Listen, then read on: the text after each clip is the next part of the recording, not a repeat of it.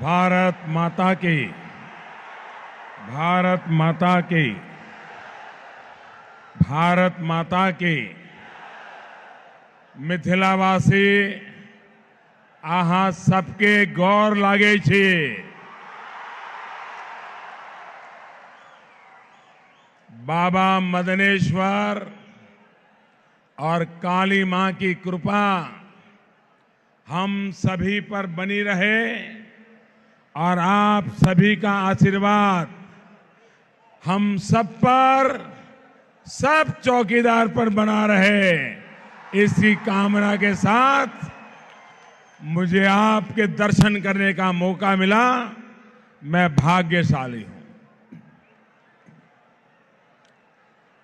अभी मैं बंगाल में एक कार्यक्रम करके आ रहा हूं और ऐसा जन सैलाब बंगाल में देख करके आया और यहां ये दूसरा ऐसा जन सैलाब।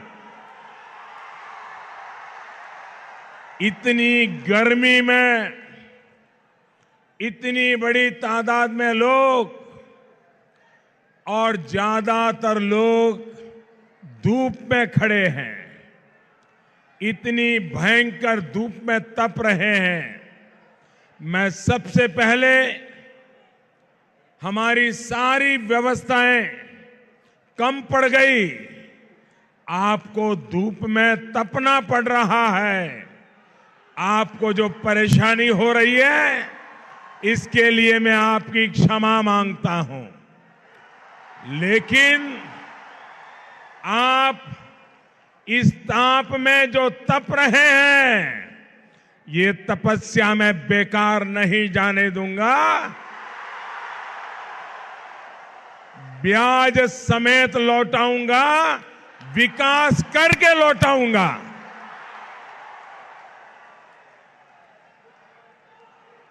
भाइयों बहनों,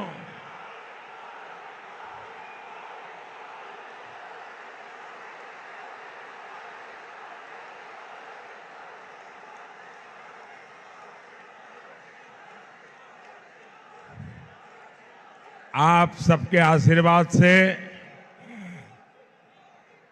मैं प्रधानमंत्री के रूप में, सेवक के रूप में लगातार 5 साल से आपकी सेवा कर रहा हूं। लेकिन आप सब जानते हैं, मैं आता हूं द्वारिकानाथ की धरती से।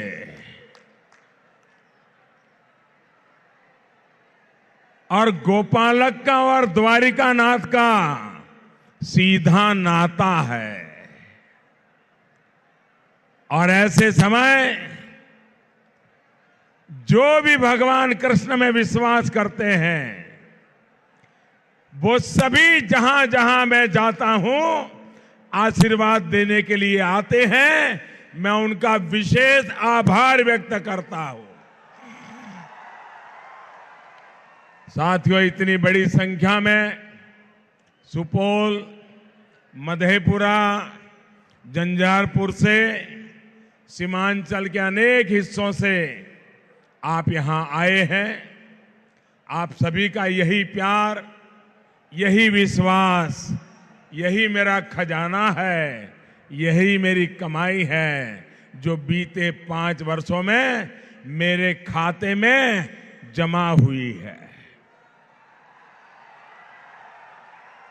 भाइयों बहनों, ये धरती महान साहित्यकार फणीश्वरनाथ रेणु जी की जन्मस्थली भी है।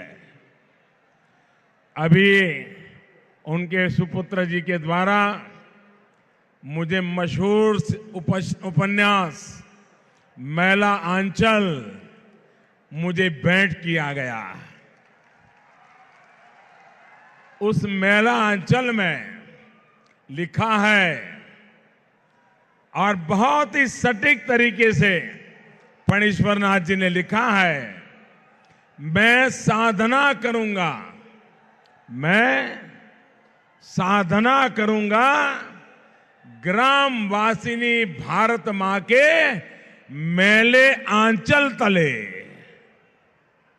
मैं साधना करूंगा ग्रामवासिनी भारत माता के मैले आंचल तले।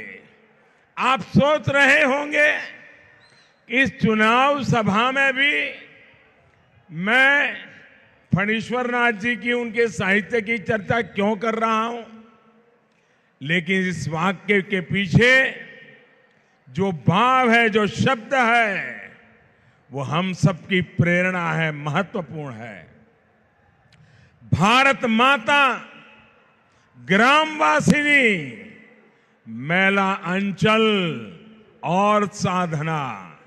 भाइयों और बहनों, आज ये पंक्तियां इसलिए भी अहम है क्योंकि कुछ लोगों को आजकल भारत माता की जयकारा पर भी उनके पेट में चूहे दौड़ने लग जाते हैं, उनको दर्द होने लगता है।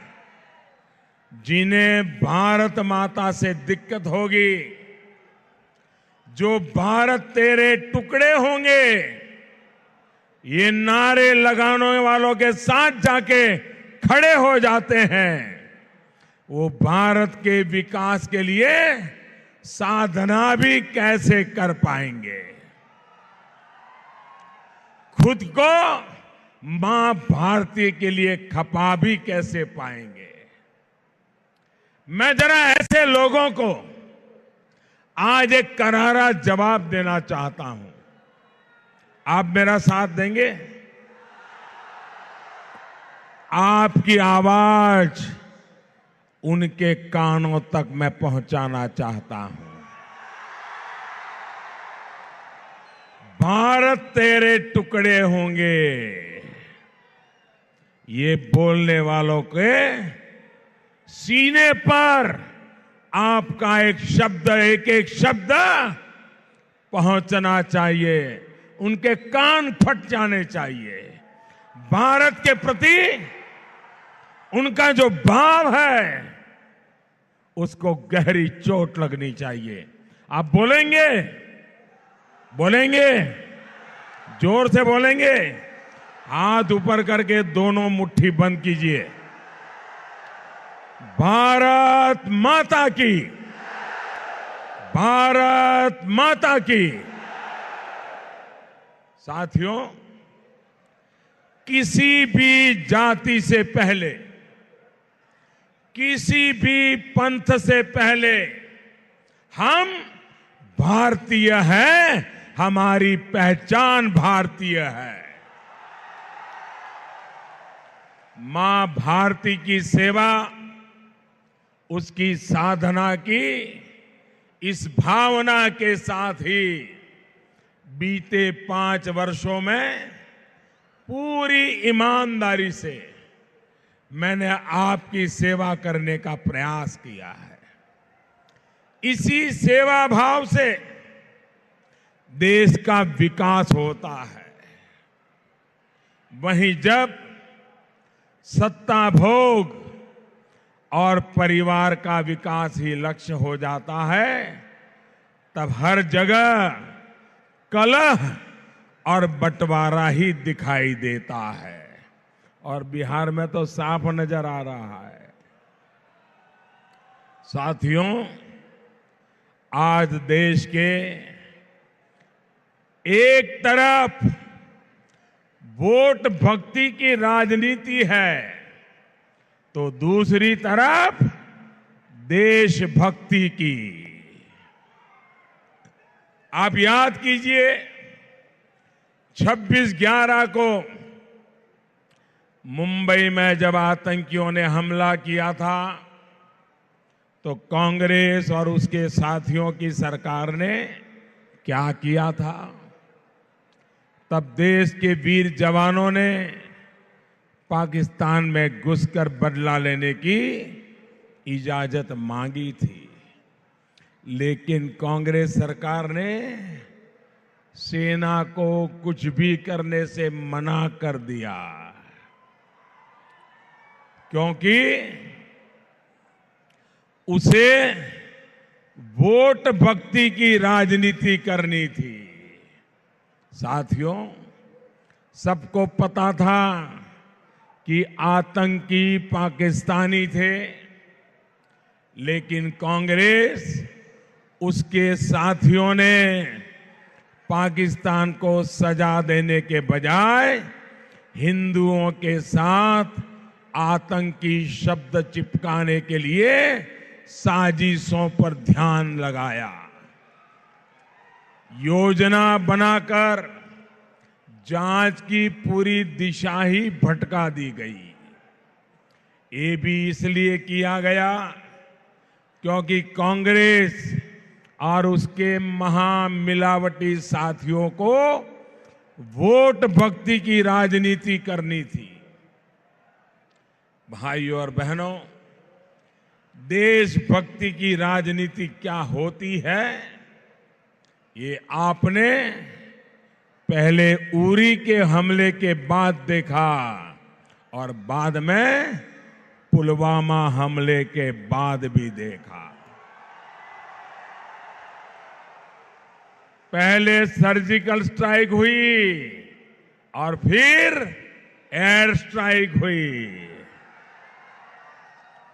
परिणाम यह है कि जो पाकिस्तान पहले चोरी और सीनाजोरी दोनों करता था, अब दुनिया भर में जाके गुहार लगा रहा है। भारत ने आतंकियों को घुसकर मारा भी और पाकिस्तान को पूरी तरह से अलग थलग भी कर दिया। भाइयों बहनों, ये घुस करके मारना ठीक ठाक नहीं था। एक घुस करके मारना चाहिए कि नहीं मारना चाहिए? आप खुश हैं? आप खुश हैं? ये आपका चौकीदार सही कर रहा है। नए हिंदुस्तान के नए तेवरों से आप संतुष्ट हैं? भाइयों और बहनों, आपने देखा होगा चुनाव शुरू होने से पहले जो लोग उछल उछल करके बोल रहे थे, सबूत मांग रहे थे, मोदी का जवाब मांग रहे थे, 2 चरण के मतदान के बाद उनका चेहरा ऐसा ढीला पड़ गया, ऐसा ढीला पड़ गया। और भांति भांति के सवाल खड़े करने वाले लोग, सबूत मांगने वाले सबूत नहीं मांग रहे, एयर स्ट्राइक का जवाब मांगने वाले वो भी चुप हो गए। बम गिरा था कि नहीं गिरा, ये भी पूछना बंद कर दिया। बम ने आतंकवादियों को मारा कि नहीं मारा, ये भी पूछना बंद कर दिया। कितने आतंकवादी मरे थे, इतने मरे कि उतने मरे, ये भी पूछना बंद कर दिया। ये उनकी बोलती बंद किसने की? ये चिल्ला चिल्ला करके महीने से चीख रहे थे, इनकी बोली भी किसने बंद कर दी? ये हिंदुस्तान के मतदाताओं ने बंद कर दी। पहले और दूसरे चरण के मतदाताओं ने उनके मुंह पे ताला लगा दिया है। 2 चरणों का जो रुझान आया है, उसके बाद आप भारत के वीर जवानों से सबूत मांगना क्यों भूल गए हो? उनको लगता था ऐसी हो हल्ला करके वोट बैंक को जमा कर लेंगे, लेकिन सच को कभी कोई आंच नहीं आती है भाइयों। और इसलिए देश की जनता हमारे साथ खड़ी हो गई और 2 चरणों में उनकी जमीन खिसक चुकी है भाइयों।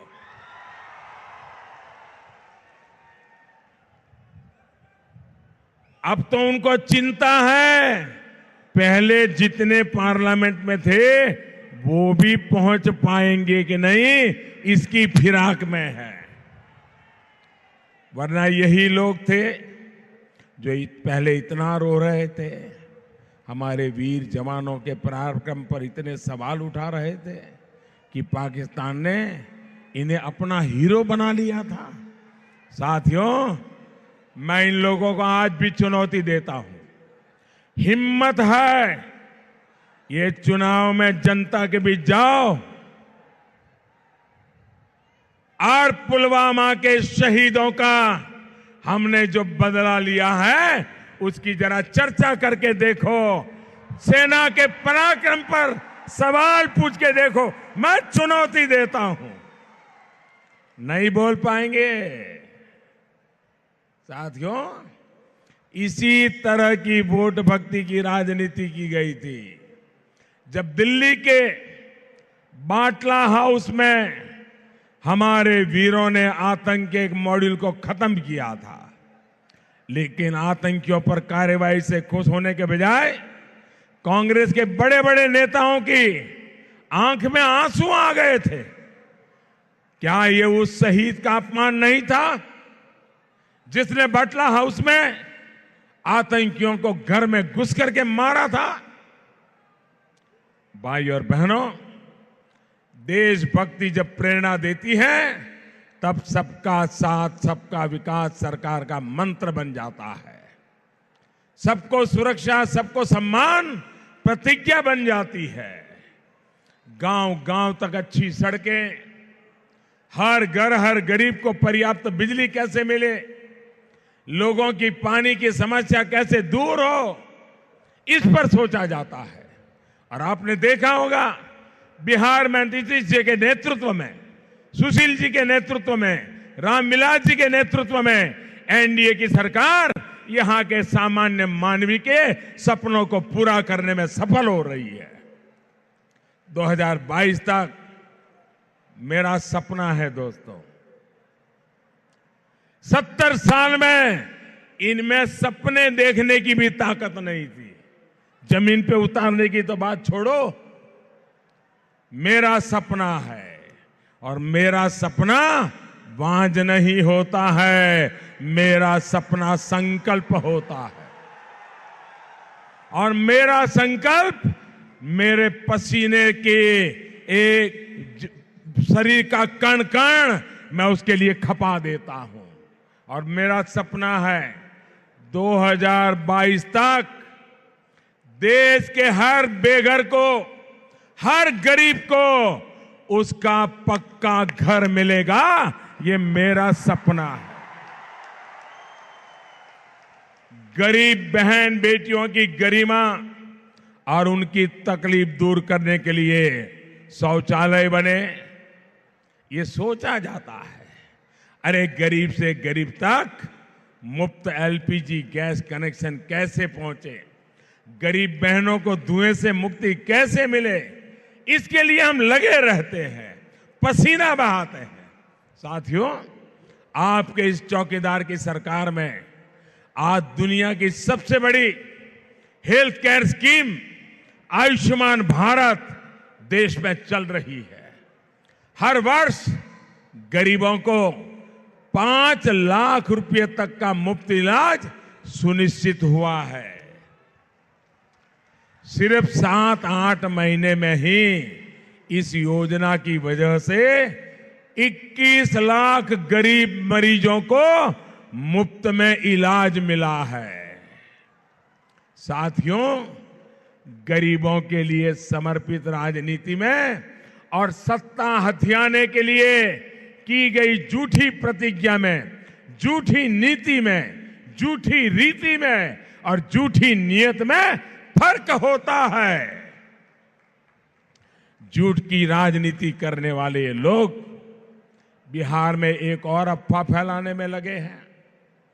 ऐसे लोग कह रहे हैं कि सामान्य वर्ग के गरीब के लिए जो 10% आरक्षण का प्रावधान किया गया है, उसके बाद आरक्षण की व्यवस्था ही खत्म कर दी जाएगी। मैं आप लोगों से आग्रह करूंगा, ऐसे झूठे लोगों से बचिए। ये झूठी रिकॉर्ड 20 साल से चला रहे हैं, 20 साल से, और पीढ़ी दर पीढ़ी चला रहे हैं। बाप भी चला रहा था, बेटा भी चला रहा है।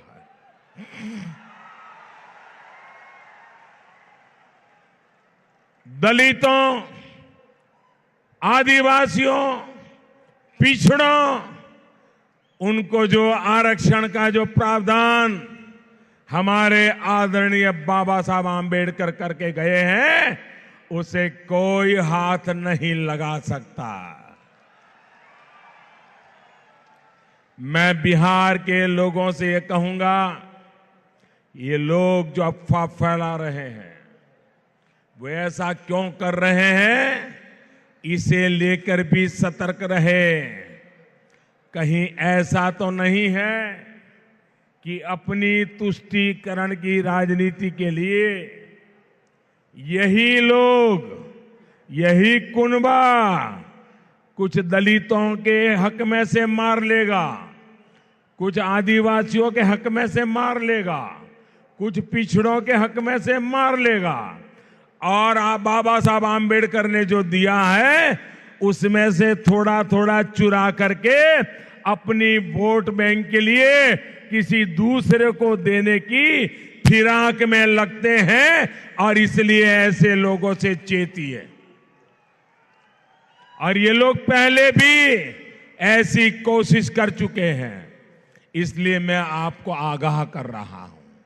भाइयों और बहनों, हमारी सरकार, एनडीए का हमारा हर साथी गरीबों के कल्याण के लिए, किसानों के कल्याण के लिए प्रतिबद्ध है। पीएम किसान सम्मान योजना के माध्यम से हमारे प्रयास आज सबके सामने है। अभी बिहार के 1.5 करोड़ से अधिक छोटे सीमांत किसानों के बैंक खाते में सीधी मदद पहुंचनी शुरू हो गई है। जिसको अभी नहीं मिली है, उनको बहुत ही जल्द पहली और दूसरी किस्त भी मिल जाएगी। अब हमने इस योजना को विस्तार देने का फैसला किया है। 23 मई को, मालूम है ना 23 मई को क्या है? मालूम है? 23 मई को लोकसभा के चुनाव के नतीजे आने वाले हैं, रिजल्ट आएगा। और 23 मई को जब चुनाव के नतीजे आएंगे, तब फिर एक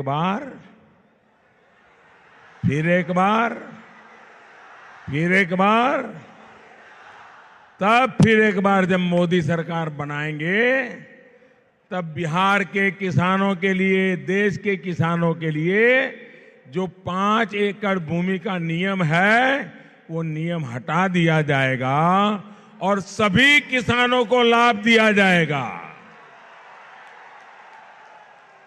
इस योजना से जुड़ा जो 5 एकड़ वाला नियम था, वो भी हम हटाने वाले हैं।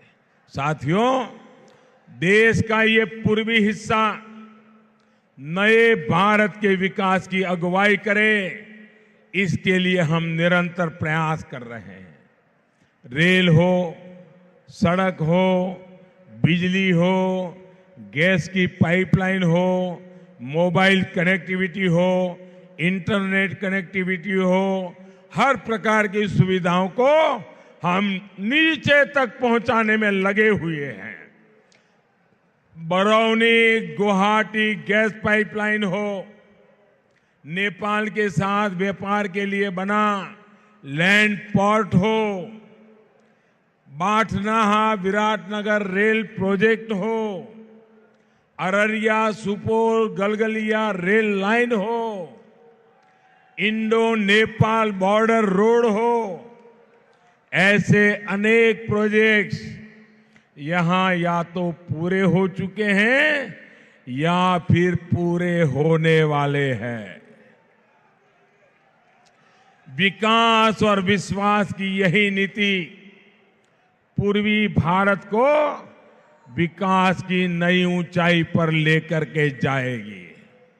साथियों, और जब मैं पूर्वी भारत कहता हूं, तब उड़ीसा, बिहार, पश्चिम बंगाल, असम, नॉर्थ ईस्ट, ये सारे क्षेत्र का विकास ये मेरा सपना है।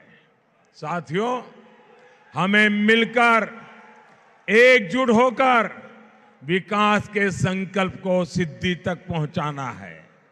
मिलकर देश की चौकीदारी करनी है। आपका हर वोट, आप जब कमल के निशान पर वोट दबाओगे, जब आप तीर पर वोट दबाओगे, जब आप हमारे रामविलास जी की पार्टी पर वोट दबाओगे, तब आप लिख करके रखिए, आपका वोट सीधा सीधा मोदी के खाते में जमा होने वाला है। भाइयों बहनों, मैं एक संकल्प लेना चाहता हूं, आप लेंगे मेरे साथ? अहां सब हमारा संग एकता संकल्प लिए आ एकता नारा लगाओ। हम जे कहब ओकर बाद अहां सब कहियो, घर घर में अच्छी चौकीदार, घर घर में अच्छी चौकीदार। आप बोलिए मेरे साथ, घर घर में अच्छी चौकीदार, घर घर में अच्छी चौकीदार। उधर से भी आवाज आनी चाहिए, घर घर में अच्छी चौकीदार। अब मैं नारा बुलवाता हूं, आपने बोलना है, घर घर में अच्छी चौकीदार। भ्रष्टाचारी सब होशियार, भगोड़ा सब पर कानून के मार,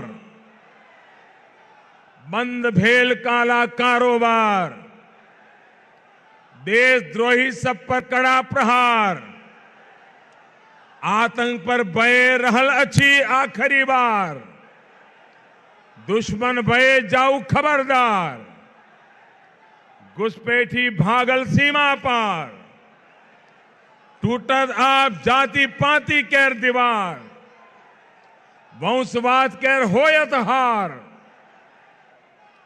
दागदार पर भारी कामदार। आप सबका बहुत बहुत आभार। मेरे साथ बोलिए, भारत माता की, भारत माता की।